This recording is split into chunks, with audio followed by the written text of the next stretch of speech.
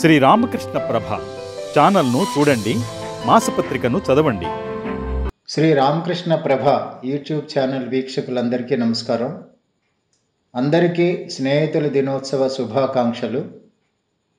స్నేహితుడు ఎందుకు ఉండాలి? ఉంటే ఆ స్నేహితుడు ఎలా ఉండాలి? నిన్ను నువ్వు రక్షించుకోవడానికి కావలసింది కంచె కాదు, కవచం లాంటి స్నేహితుడు అంటోంది ఒక సూక్తి. అలాగే స్నేహితుడు అనేవాడు ఎలా ఉండాలో భర్తృహరి చెబుతూ, మేలు చేకూర్చేవాడు, ఆపదల నుండి కాపాడేవాడు, దుర్మార్గం నుండి మళ్లించేవాడు, సుగుణాలను ప్రస్తుతించేవాడు, రహస్యాలను గోప్యంగా ఉంచేవాడు, ఆపత్కాలంలో అండగా నిలిచేవాడు, దారిద్ర్యంలో ఉన్నప్పుడు ఆదుకునేవాడు నిజమైన స్నేహితుడు అని వివరించాడు. అయితే మనం ఈ స్నేహితుల దినోత్సవాన్ని ఎందుకు జరుపుకుంటున్నామో, ఎలా ప్రారంభమైందో తెలుసుకుంటే మన హృదయాలు ద్రవిస్తాయి, కళ్ళు చెమ్మగిలుతాయి. ఆ కథ ఏమిటో ఇప్పుడు మనం తెలుసుకుందాం. ఒక సామ్రాజ్యపతికి ఎప్పుడూ పొరుగు రాజ్యాలను ఆక్రమించుకోవాలనే తీవ్ర కాంక్ష ఉండేది. ఆ రాజు అత్యాశ కారణంగా యుద్ధంలో ఎంతోమంది సైనికులు ప్రాణాలు కోల్పోతూ ఉండేవారు.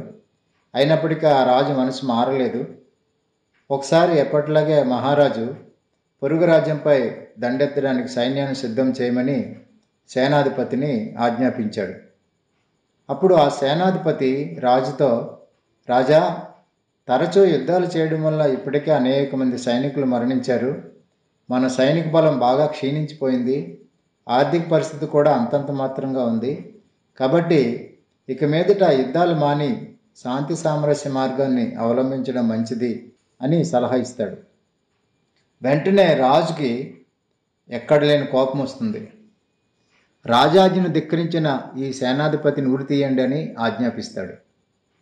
అప్పుడు ఆ సేనాధిపతి తనకు శిక్షణ అమలుపరిచే ముందు గ్రామంలో ఉన్న తన తల్లిదండ్రులను కడసారి చూసి వస్తానని అందుకు అనుమతిని కోరుతాడు.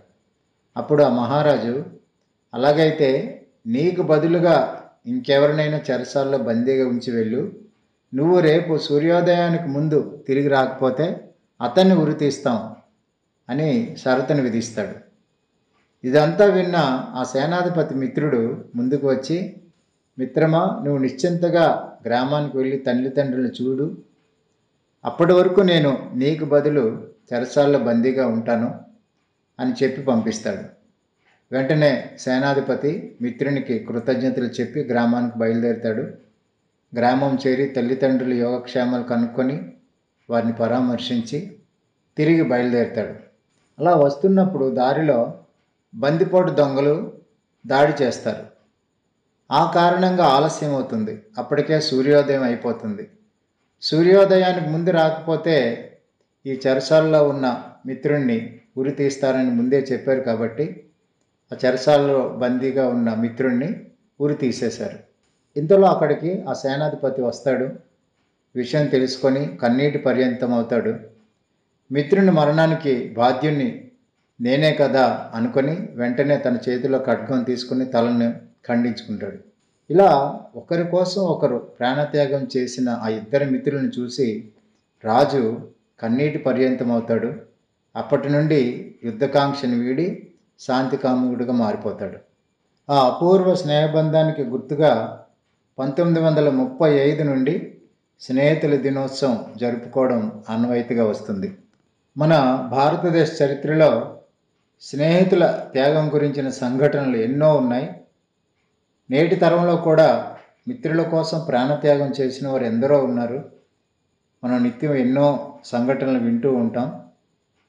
సుమారు 4 ఏళ్ల క్రితం బంగ్లాదేశ్ రాజధాని ఢాకాలో ఒక రెస్టారెంట్పై ఉగ్రవాదులు దాడి చేసినప్పుడు అందులో హసన్ అనే యువకుడు తన మిత్రులతో పాటు ఉన్నాడు. ఉగ్రవాదులు హసన్ని విడిచిపెట్టారు, మిగతా మిత్రులను మాత్రం బంధించారు. అప్పుడు హసన్ తన మిత్రుల్ని వదిలితేనే నేను వెళ్తానని పట్టుపట్టాడు. అప్పుడు ఆ ఉగ్రవాదులు మిగతా మిత్రులతో పాటు హసన్ను కూడా చంపేశారు. ఆ విధంగా హసన్ తన ప్రాణాలు కోల్పోయాడు. స్నేహం అంటే త్యాగం, స్నేహం అంటే ప్రేమ, స్నేహం అంటే పవిత్రత. స్నేహం అంటే నిస్వార్థత. స్నేహం అంటే ఫేస్బుక్లో కాదు, హార్ట్ బుక్లో 10 కాలాల పాటు పదిలంగా ఉండాలి. అప్పుడే అది మధురం, పవిత్రం అవుతుంది, అజరామరంగా నిలుస్తుంది. ఈ స్నేహితుల దినోత్సవం సందర్భంగా మనం మంచి స్నేహితులను కోరుకోవడమే కాదు, మనం కూడా మంచి స్నేహితులుగా ఉండడానికి ప్రయత్నిద్దాం. అందరికీ నమస్కారం. సెలవు.